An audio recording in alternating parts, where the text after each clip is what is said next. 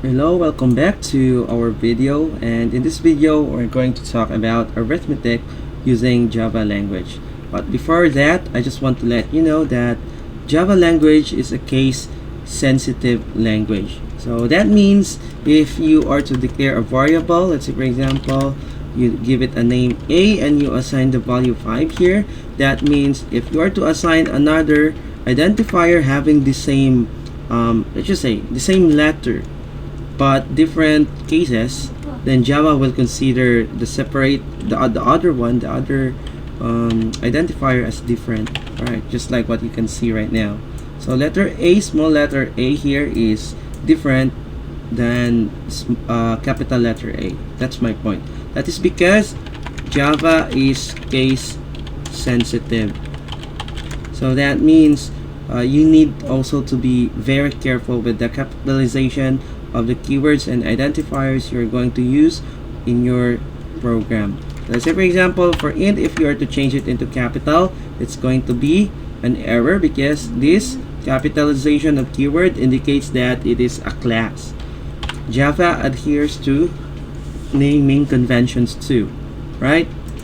So in this video, let's talk about arithmetic with Java. So with the statement system that out of print line, you can do math actually. You can add like 1 plus 1 and see the output of your source code. So for example, click build here. Alright, and then we got 2 as output. Alright, so also with the data here, you can assign them with a variable. So for example, int a 1 and then int b 5 here, and then you can just have call the identifier and use operators. By the way, just ignore the white spaces that I usually do because your compiler will just ignore white spaces. By the way, just click build and click run. Right, and we got 6.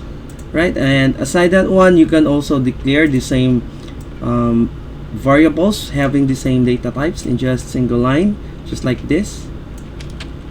B equals 5. So if you know what are the variables you are going to declare, you can just declare all of those variables in a single line, most especially if they have the same data type. Since variable A and variable B are both integer, I can just declare them in a single line just to save some space, and it will just work fine. So let's build and run. Alright, I still got number 6 here. Alright, and as for Java, it supports operators. For arithmetic operators, it supports addition, subtraction, multiplication, division, and also modulo. Right, so modulo means remainder. Alright, so to show this, we can declare 2 numbers. So let's say for example, int a equals to this specific number, which is 1, and then b, which is 5, and we can produce its sum already because we added here the a and b, right? So in order for us to produce the difference, then we just have to change the operator in between the variables. Alright, we can do this one. So by the way, if you want to add string, concatenate string display in the data, let's say for example, let's build and run this one. Obviously we will get the output, right, for the 2 variables. But if in any case we want to attach a word or say something before the outputs, then we can concatenate string here inside our print line method, just like this.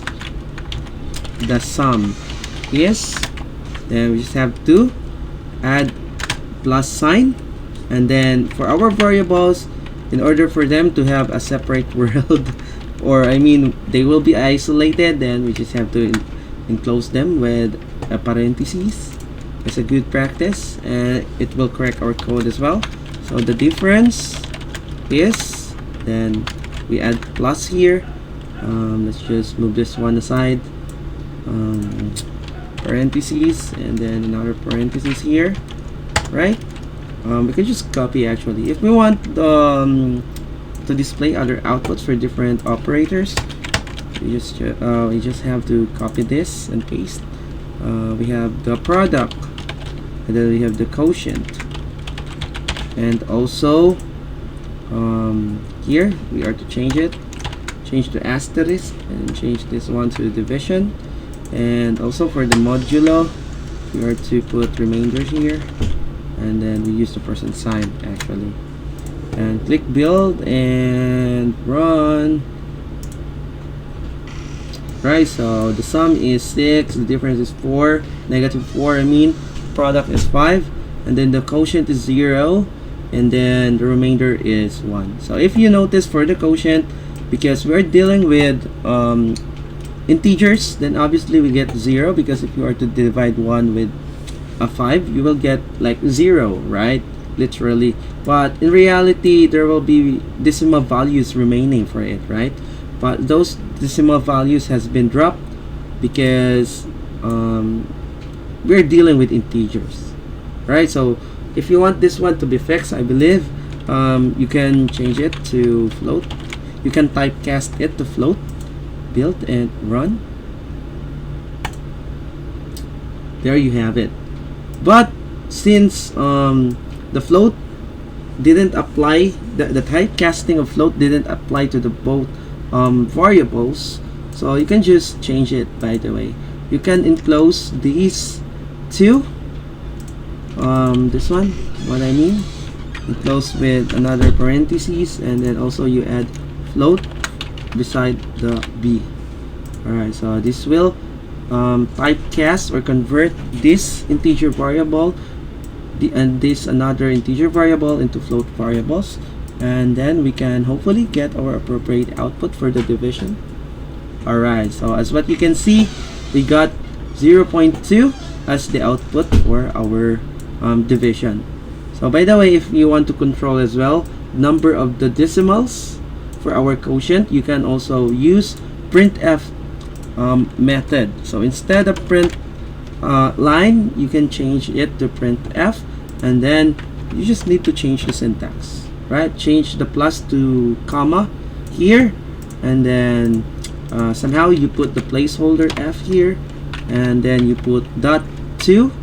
Let's say for example, if you want 2 decimals, you just need to add this percent f, and then before the f, the 0.2, indicating that we want 2 decimal places for the output coming from this printf function or printf method. So printf method is one of the predefined method that is available within the Java language, within the JDK of the Java language. Alright, so let's just click build and run. And by the way, I want to let you know as well that printf function has no new line functionality. So what we're going to see later on is the concatenated form of the quotient is this, and then the remainder is. Alright, so just to show you, let me just show it. So the quotient is 0.20, like 0.20, and then the other output has been concatenated. Alright, so another thing we need to realize, if we are to use printf and not print line, we need to be careful and add escape sequence \n here in our output at the end of the string statement, because we want it to be separated, right? So there you have it. Alright, so I guess that's all for this video. At least you already know that there are methods, I mean there are coding styles wherein you can declare your variables first and then assign later, as well as you can perform arithmetic with your variables, and somehow you can typecast or convert your integer variable to another data type, right? And then you can also use printf method to format the output of your decimal places for your numerical values. Alright, so for this video, let's end it here and see you in the next video. Thank you so much and have a great day. Goodbye for now.